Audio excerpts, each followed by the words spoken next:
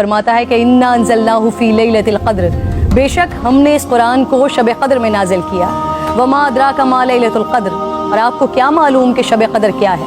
لیلۃ القدر خیر من الف شہر، شب قدر 1000 مہینوں سے بہتر ہے۔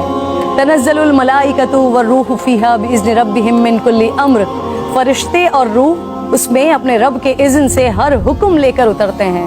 سلام ہی حتی مطلع الفجر، وہ صبح روشن ہونے تک سلامتی کی رات۔ حضور نبی کریم صلی اللہ علیہ وآلہ وسلم نے ارشاد فرمایا، شب قدر کو جبرائیل امین فرشتوں کے جھرمٹ میں زمین پر اتر آتے ہیں۔ وہ ہر اس شخص کے لیے دعائیں مغفرت کرتے ہیں جو کھڑے بیٹھے کسی بھی حال میں اللہ رب ذوالجلال کو یاد کر رہا ہو۔ ہزاروں مہینوں سے افضل اس رات کے عطا کرنے کے پیچھے بھی ایک راز ہے۔ رسول پاک صلی اللہ علیہ وآلہ وسلم کو سابقہ لوگوں کی عمروں پر آگاہ فرمایا گیا، تو آپ نے ان کے مقابلے میں اپنی امت کے لوگوں کی عمر کو کم دیکھتے ہوئے یہ خیال فرمایا کہ میری امت کے لوگ اتنی کم عمر میں سابقہ امتوں کے برابر عمل کیسے کر سکیں گے؟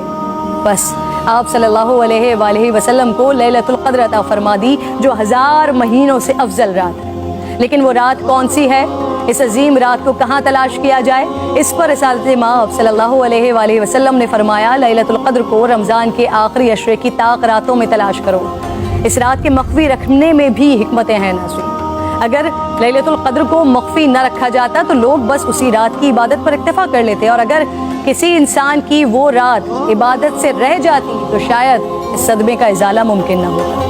ایک وجہ یہ بھی بتائی جاتی ہے کہ اللہ تعالیٰ کو بندوں کا رات کے اوقات میں جاگنا بے حد محبوب ہے، اس طرح بندے 5 طاق راتوں میں جاگ کر اپنے رب کو منا سکیں۔ اور ایک وجہ گناہگاروں پر شفقت بھی ہو سکتی ہے، کیونکہ اگر علم کے باوجود اس رات میں گناہ سرزد ہوتا تو اس سے لیلۃ القدر کی عظمت مجروح کرنے کا جرم بھی لازم آتا۔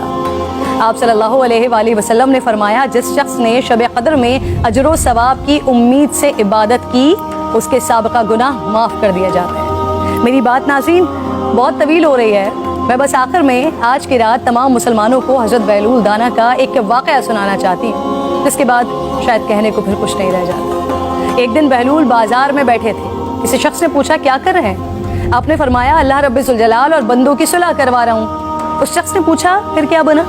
آپ نے فرمایا اللہ تو مان رہا ہے، بندے نہیں مان رہے۔ اللہ اکبر۔ پھر کچھ عرصے بعد اسی شخص نے حضرت بہلول دانا کو قبرستان میں دیکھا تو پوچھا کیا کر رہے ہیں؟ بہلول نے فرمایا اللہ اور بندوں کی صلح کروا رہا ہوں۔ اس شخص نے پوچھا پھر کیا بنا؟ آپ نے فرمایا کہ بندے تو مان رہے ہیں لیکن آج اللہ نہیں مان رہا۔ آنکھ بند ہونے سے پہلے منا لیں اس رب کو۔ میری التجا ہے، میرے حق میں بھی دعا کیجیے۔